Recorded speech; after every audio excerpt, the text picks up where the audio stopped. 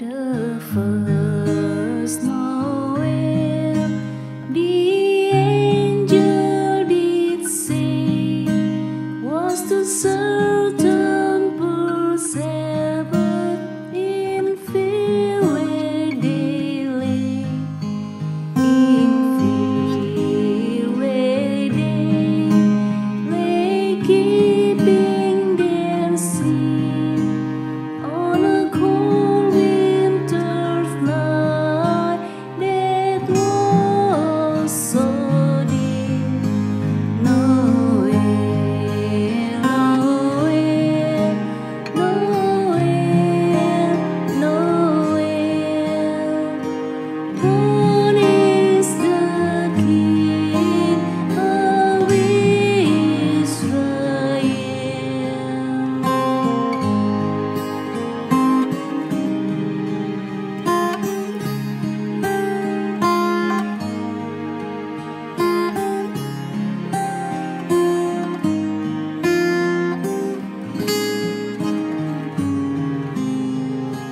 They looked it up and saw a star shining in the east beyond the far, and to the earth it gave great light, and so it continued both day and night. Noel, Noel, Noel, Noel, born is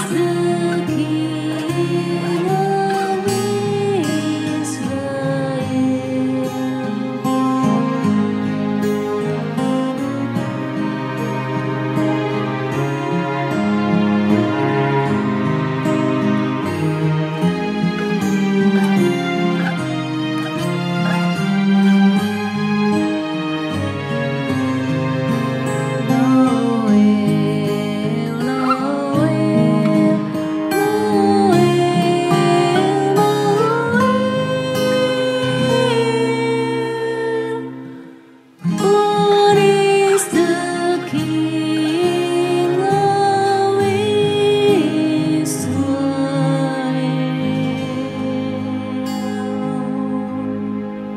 Shalom saudara-saudara sekalian, kita bersyukur pada Tuhan kita bisa mengikuti lagi renungan tengah minggu pada hari ini.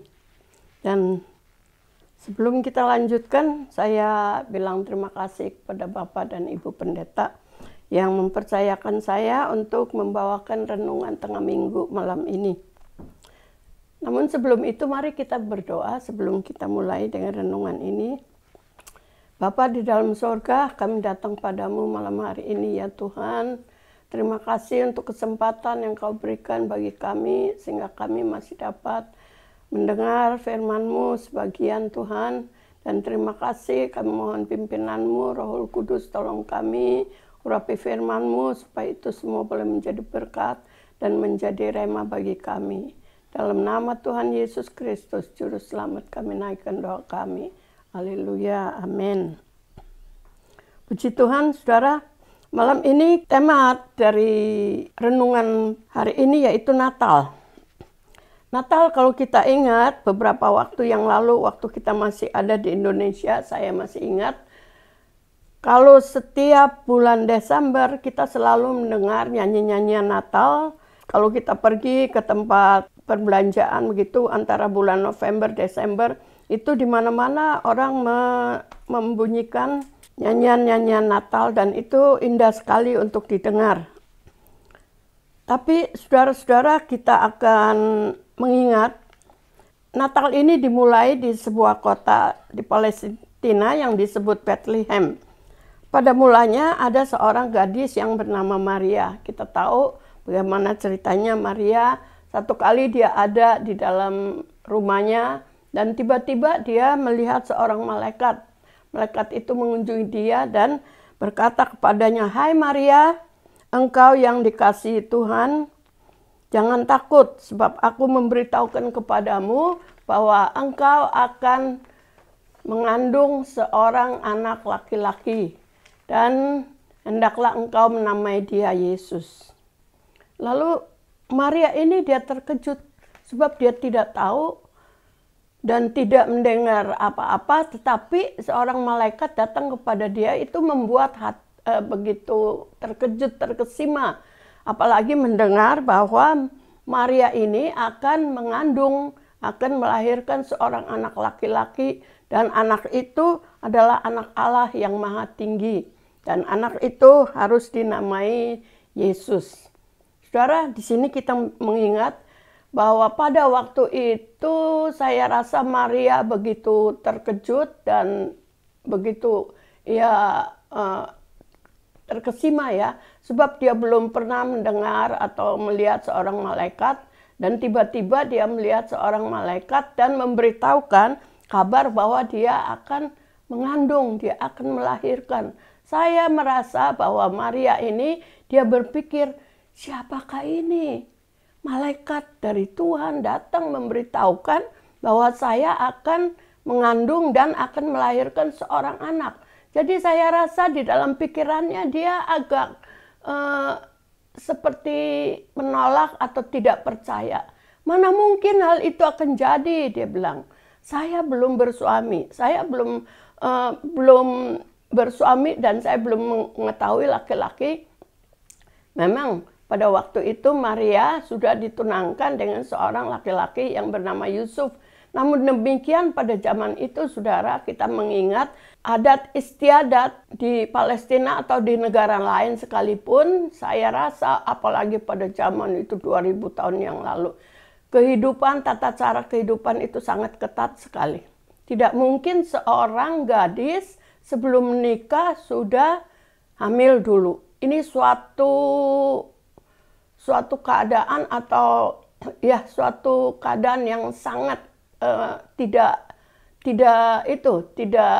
bisa diterima, boleh bilang tabu buat seorang anak gadis sebelum menikah dia sudah mengandung dulu. Lalu setelah dia mendengar dan dia berpikir sekilas, lalu malaikat bilang, yang akan kau lahirkan, yang ada di dalam kandunganmu nanti adalah seorang anak Allah yang Maha Tinggi, dan dia harus dinamai Yesus, sebab dialah juru selamat bagi dunia ini. Dan dia akan menduduki takhta Daud, sebab dia akan menjadi raja.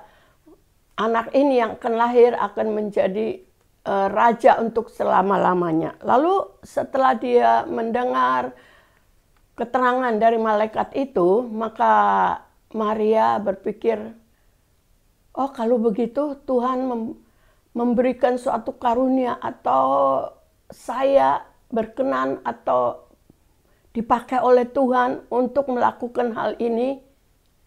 Ya, lalu dia percaya kepada malaikat itu dan dia bilang, baik, jadilah sebagaimana katamu itu. Dan semenjak itu, saudara, dia waktu berjalan dan Maria sudah mulai mengandung. Tetapi ini hal yang ya boleh bilang ditakuti juga oleh Maria.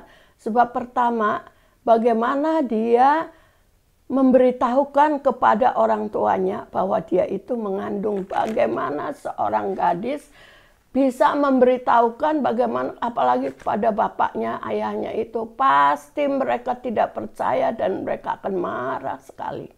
Sebab tidak layak, tidak patut pada waktu itu seorang gadis sudah mengandung. Ya saudara, dan ini hal yang sangat tabu sekali.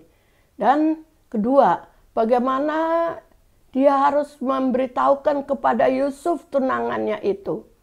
Bagaimana nanti kalau Yusuf dia mendengar, saya rasa Yusuf tidak akan suka lagi kepada dia. Dan mungkin Yusuf berpikir bahwa si Maria ini tidak setia lagi kepada dia dan sangat memalukan perbuatannya. Mungkin juga Yusuf akan meninggalkan dia.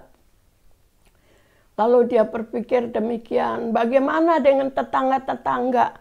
Ya, mereka pasti akan mencemoohkan saya, mereka akan menghina, mereka akan mencibir dan sebagainya. Ini resiko-resiko yang harus dia tanggung. Namun saudara, saya percaya bahwa hal ini juga menjadi suatu pikiran dan menjadi beban di dalam hatinya Maria ini. Saudara, ini satu hal yang sangat-sangat tidak masuk akal dan tidak bisa diterima. Saudara sekalian, memang ya kita sebagai wanita atau sebagai gadis itu harus menjaga kehidupan kita. Apalagi di dalam pergaulan begitu, apalagi pada zaman itu 2000 tahun yang lalu itu sangat-sangat hati-hati sekali. Saudara sekalian, jadi kalau ada seorang anak gadis yang kedapatan berbuat seperti itu, pasti orang tuanya akan marah dan akan menghukum anak ini. Saudara, hukumannya itu berat. Pernah saya membaca suatu cerita, mendengar suatu cerita legenda kuno itu. Ada seorang bapak mempunyai seorang anak gadis. Akhirnya anak ini bergaul dengan seorang pria dan pada akhirnya dia hamil. Bapak ini marah sekali dan bapak ini menyediakan hukuman buat anak ini. Dia bawa apa? Bawa tali, bawa pisau, sama tali, pisau, sama racun. Lalu bapak ini, daripada kamu mempermalukan nama keluarga, lebih baik kamu pilih yang mana? Apa kamu mau bunuh diri dengan racun? Atau kamu mau bunuh diri dengan menikam dirimu? Atau kamu mau gantung diri? Lalu semua orang di rumah itu mereka amat panik sekali. Tetapi akhirnya dengan tipu muslihat dari mamanya juga anak ini dilarikan. Tetapi dia bilang pada suaminya bahwa anak ini sudah mati. Saudara sekalian, ini menggambarkan bahwa begitu aib sekali bagi seorang gadis yang hamil di luar pernikahan. Ini menjadi suatu buat kita suatu sifat atau karakter Maria ini. Begitu dia dengar dan dia lihat seorang utusan Allah, malaikat memberitahukan bahwa dirinya itu akan dipakai untuk melahirkan seorang juru selamat dan bahkan dia adalah anak Allah yang maha tinggi, maka dia percaya dan dia berserah kepada Tuhan. Dia percaya dan dia serahkan, kalau begitu aku inilah hambamu, jadilah sebagaimana kehendakmu. Dan setelah itu Maria mengandung dan akhirnya pada bulan yang terakhir, bulan di mana dia akan melahirkan, Maria dan Yusuf itu harus pergi atau mendaftarkan dirinya untuk mengikuti sensus pada waktu itu, dan mereka meninggalkan kota kelahirannya dan kembali ke Bethlehem. Karena Maria dan Yusuf asalnya dari Bethlehem, lalu mereka berjalan bersama dengan orang-orang sekampungnya atau sekota itu. Sementara di dalam perjalanan ini, waktunya sudah tiba bagi Maria untuk melahirkan. Saudara, ini suatu hal yang berat juga buat Maria, seorang ibu, seorang wanita yang sedang mengandung besar 9 bulan. Pada waktu itu belum ada kendaraan seperti sekarang ini, ada mobil atau kereta api dan sebagainya. Tetapi yang ada pada waktu itu hanyalah kuda atau keledai. Demikianlah Maria dengan perut yang besar, dia harus naik kuda atau naik keledai, berjalan dari kotanya, dari Nazaret pergi ke Bethlehem dengan Yusuf yang mendampingi dia. Saudara, ini suatu perjalanan yang berat buat dia. Namun Maria, dia bertahan karena dia ingat perkataan malaikat itu. Anak yang akan kau lahirkan adalah seorang anak Allah yang maha tinggi dan dia akan menjadi juru selamat. Itulah sebabnya Maria, dia bertekad dengan sungguh-sungguh, bagaimanapun beratnya, apapun yang akan saya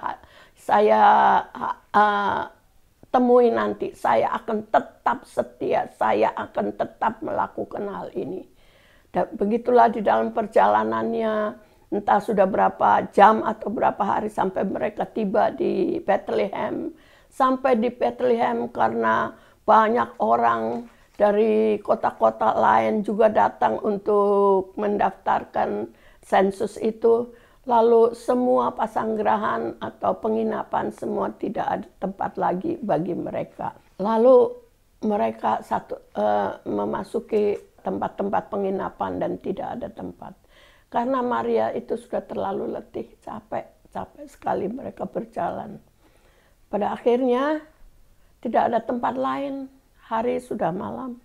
Lalu yang ada pada waktu itu adalah satu tempat di belakang di kandang binatang. Lalu mungkin yang punya tempat juga menawarkannya juga agak segan. Mana mungkin mereka itu mau tinggal di kandang binatang. Namun demikian setelah ditanya oleh Yusuf apakah Maria mau tinggal di tempat seperti itu, maka Maria mengiyakan atau menerima. Lalu Maria menerima tawaran itu, ya apa boleh buat seadanya. Maria mau masuk di kandang binatang dan tidak lama kemudian dia melahirkan seorang bayi, anak laki-laki. Dan menurut seperti kata malaikat, ya ingat, anak ini harus dinamai dia Yesus, yang berarti Yesus yaitu juru selamat. Lalu Maria melahirkan di situ. Dan Maria sedang dalam keadaan yang capek sekali ya. Tetapi anak itu lahir dengan selamat. Sementara anak itu ada di dalam palungan. Dia bungkus dengan kain lapin. Dan tiba-tiba, entah beberapa hari kemudian, tiba-tiba ada sekumpulan orang gembala-gembala yang datang dari Padang Efrata. Mereka datang. Mereka melihat-lihat, lalu mereka sampai di kandang di mana anak itu dilahirkan, dan mereka masuk dan mereka memberitahukan bahwa mereka mendapat kabar dari malaikat yang dari surga. Dan sebagian ada sekumpulan malaikat dari surga memberitahukan kepada mereka, dan mereka memuji Tuhan dan memberitahukan kepada mereka bahwa pada hari ini seorang juru selamat telah dilahirkan bagimu. Yesus yang lahir di kandang Bethlehem. Lalu anak itu terbungkus dengan kain lampin, dan setelah malaikat itu meninggalkan mereka, lalu mereka satu sama lain mulai bicara, mari kita pergi melihat anak itu yang lahir. Sampai yang memberitahukan kepada kita adalah malaikat dari surga. Ini suatu kejadian yang sangat luar biasa. Itulah sebabnya para gembala tidak ayah lagi, mereka mengajak temannya satu sama lain untuk pergi segera untuk melihat dan mencari anak bayi itu yang lahir seperti apa. Sebab anak bayi itu dilahirkan dan yang memberitahukan adalah malaikat. Ini suatu hal yang sangat tidak lazim. Kalau seorang lahir, kalau yang memberitahukan orang tuanya atau saudara tetangganya, itu memang sudah lazim, begitu layak. Tetapi yang datang pada waktu itu adalah malaikat dari surga.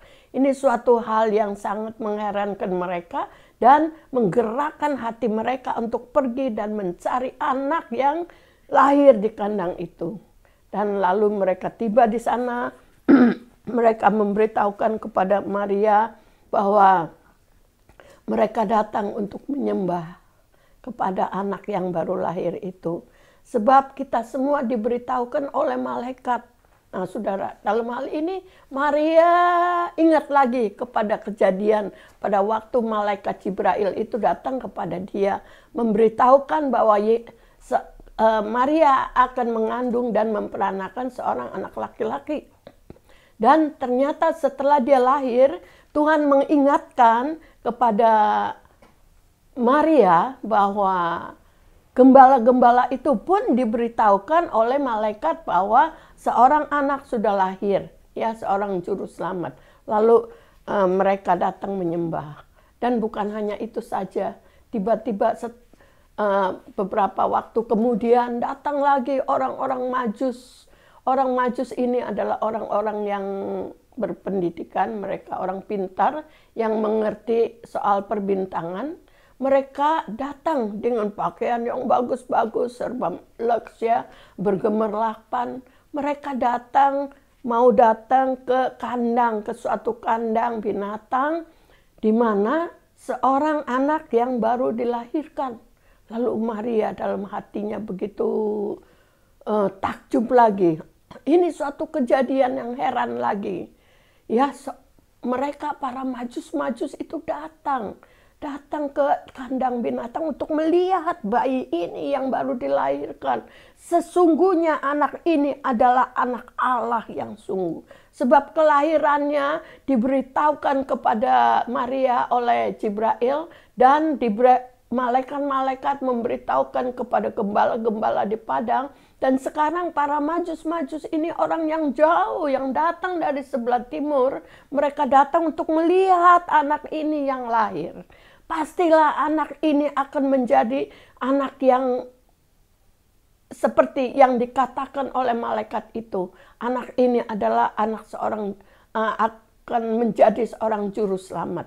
Dan salah satu malaikat juga berkata kepada Yusuf pada waktu dia mempunyai pikiran mau meninggalkan Maria setelah dia mendengar bahwa Maria hamil. Lalu malaikat datang di dalam, dia bermimpi dan seorang malaikat datang, dia bilang, Yusuf jangan takut mengambil Maria sebagai istrimu, karena yang akan dilahirkan itu seorang juru selamat dan dia akan dinamainya Immanuel, artinya Allah beserta kita. Nah saudara-saudara, ini 3 hal ini yang sangat menguatkan imannya Maria itu. Sesungguhnya yang dia lahirkan adalah seorang juru selamat. Tidak sia-sia pengorbananku. Aku harus menghadapi orang tuaku. Aku harus menghadapi orang-orang sekampungku. Aku harus menghadapi Yusuf dengan segala mereka punya cemoohan, hinaan, perkataan mungkin yang menghinakan dia. Tetapi saudara, Maria punya suatu hati yang punya tekad bulat bahwa dia akan tetap setia dan dia tetap akan melakukan apa yang dikatakan oleh Allah. Sebab dia tahu bahwa yang dilahirkan adalah seorang juru selamat. Kita tidak tahu apa yang akan jadi, tapi saya tahu dia akan jadi seorang besar. Seperti kata malaikat itu, dia akan menyelamatkan bangsanya dari dosanya. Saudara, setelah itu malaikat-malaikat dan Majus itu mereka pergi. Tetapi saudara, di balik itu atau sebelum itu Maria dan Yusuf ini mendapat suatu tantangan yang berat lagi. Setelah Majus-Majus itu melihat bintang di langit, dia melihat ada satu bintang timur yang begitu luar biasa. Setelah dia melihat mereka mempelajari di dalam ilmu, di dalam catatan ilmu perbintangan itu, maka diberitahukan bahwa malam itu telah lahir seorang anak raja. Lalu dengan pengetahuan itu atau pengertian itu, para Majus ini mereka pergi menuju ke Yerusalem, di mana ada raja yang bertakhta yang tinggal di sana. Lalu setelah dia masuk ke istana raja Herodes, dia memberitahukan bahwa pada malam itu seorang anak raja sudah lahir. Apakah dia lahir di tempat ini? Apakah dia lahir di dalam istana ini? Dan Herodes terkejut sekali. Raja siapa? Kalau begitu akan ada raja lain mungkin. Ya, jadi mungkin di dalam hatinya kalau begitu ada persaingan ini. Aku akan disaingi, mungkin aku akan bisa kuasanya bisa akan direbut dan sebagainya. Sehingga Herodes mempunyai suatu hati, suatu tekad, dia akan menumpas anak itu. Dia akan membunuh anak itu supaya tidak ada raja lain yang datang atau yang menguasai. Lalu Saudara, setelah para Majus ini datang ke tempatnya Maria dan Yusuf itu, waktu mereka pulang ada seorang malaikat memberitahukan kepada para Majus ini jangan kembali ke tempatnya Herodes karena anak Herodes mau membunuh anak itu. Pergilah ke tempat lain melalui jalan lain dan pulang ke tempatmu, ke negerimu. Setelah Herodes tahu bahwa dia diakali atau dia ditipu oleh para Majus itu, maka dia marah dan dia memberitahukan, memberi perintah untuk membunuh anak laki-laki yang di bawah umur 2 tahun, dari umur 2 tahun sampai ke bawah. Saudara, lalu pada waktu itu anak-anak laki-laki yang kecil dari umur 2 tahun ke bawah mereka menjadi korban, dan banyak para ibu-ibu yang begitu menangis, mereka meratap dan mereka kehilangan anak-anaknya. Saudara, di sini kita lihat bahwa Yesus juru selamat dunia sudah lahir. Yesus yang akan menyelamatkan umat manusia lahir. Tetapi saudara, iblis ini dia tidak mau bahwa Yesus akan lahir, karena Yesus yang akan lahir adalah anak Allah itu. Dia akan merebut manusia dari kuasa iblis. Dia tidak mau supaya rencana Allah itu jadi di dalam kehidupan manusia. Dia mau menghancurkan rencana Tuhan, rancangan Allah, agar supaya anak ini mati dan tidak ada lagi penebusan, tidak ada pertobatan, tidak ada keselamatan di dalam hidup manusia. Itulah sebabnya dia pakai Herodes ini untuk berikhtiar atau berusaha untuk membunuh anak kecil ini. Dan banyak anak-anak yang sudah jadi korban. Saudara-saudara sekalian, untuk melahirkan seorang juru selamat ke dalam dunia ini, untuk menolong manusia, itu banyak tantangannya, banyak kesukarannya.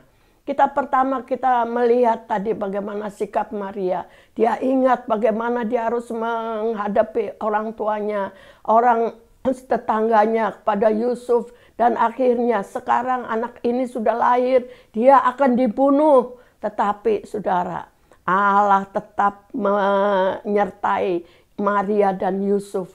Dan Yusuf diberitahukan harus membawa anak ini. Pada malam ini juga Yusuf bawalah anak itu pergi ke Mesir. Karena Herodes akan membunuh anak itu. Yusuf bawa anak dan ibunya lari ke Mesir. Ya saudara, sampai di Mesir. Setelah beberapa waktu kemudian Yusuf diberitahukan lagi oleh malaikat bahwa Herodes sudah mati.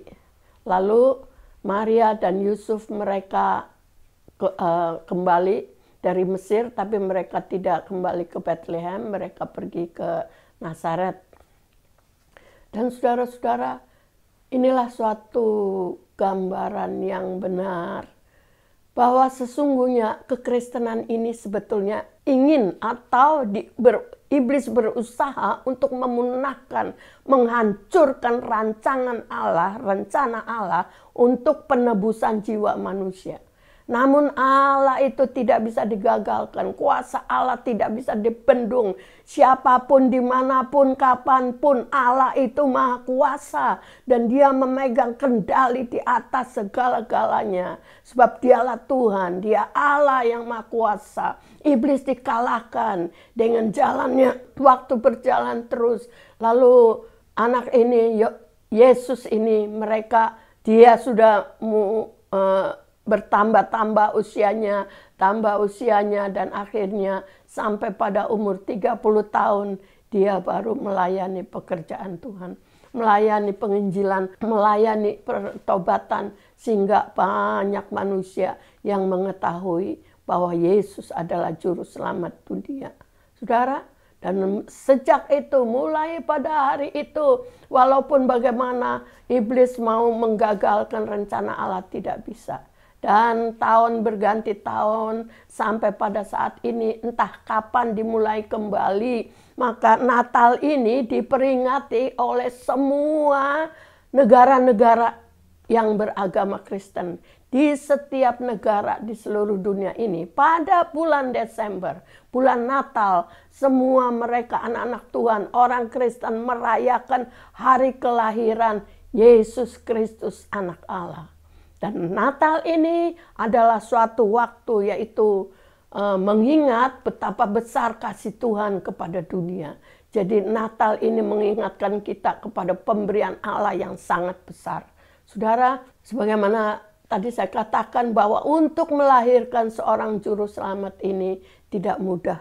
Banyak kali kita bersaksi ke sana ke sini ya untuk membawa orang datang kepada Yesus. Tetapi saudara, ini tidak mudah begitu saja. Banyak tantangannya. Ada kalanya menghadapi masalah-masalah dan sebagainya, saudara. Tetapi ingat kepada Maria, walaupun apapun yang dia harus tanggung, resiko apapun yang dia akan hadapi semuanya, dia tetap setia, dia melakukan. Nah, saudara semua, saya ingat saya membaca suatu buku atau hikayat kehidupan misionaris. Ya, beberapa puluh tahun yang lalu ada suami istri dari Amerika yang diutus Tuhan.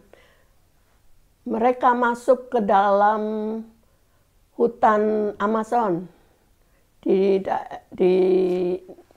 Amerika Selatan sana. Mereka masuk ke hutan sana, perjalanan itu tidak mudah. Mereka itu harus jalan kaki sampai berapa belas hari sampai ke hutan sana. Mereka harus menyeberangi paya-paya atau apa namanya paya itu, rawa-rawa, dan tidak ada tempat penginapan dan mereka harus masuk keluar hutan sampai mereka ketemu manusia, dan manusia itu adalah manusia pada zaman batu atau manusia primitif. Mereka masih memakai cara-cara hidup mereka. Mereka kalau melihat ada orang lain atau tetangganya bagaimana, dia akan pakai panahnya. Dipanah sehingga mati orang itu, mereka akan dipotong-potong dan akhirnya mereka dimakan sebab mereka masih kanibal. Tetapi saudara, Tuhan mengirim hamba Tuhan ini datang ke sana. Dan belakangan datang lagi para misionaris muda, ada 5 misionaris yang mati di daerah itu, di hutan di sana. 5 misionaris mereka dibunuh setelah mereka mendarat dari helikopternya itu, lalu mereka dibunuh dan begitulah. Tetapi mereka gigih terus melayani, menginjil di sana. Dan saudara, pada akhirnya saya melihat di situ pada akhirnya bahwa setelah beberapa puluh tahun diadakan suatu kebaktian ulang tahun yang ke-50 Jubili, lalu diundang misionaris tua ini yang sudah kembali ke Amerika, dan sekarang seluruh perjalanan di kampung itu, di hutan itu, semua sudah menjadi anak Tuhan. Inilah hasil daripada hamba-hamba Tuhan yang sungguh mau menyerahkan hidupnya dan menanggung risiko demi umat manusia agar mereka diselamatkan. Begitulah kita melihat Yesus yang pertama. Yesus Juru Selamat itu dilahirkan di dalam dunia, walaupun dia dilahirkan dalam keadaan yang sangat sederhana, begitu hina di kandang binatang.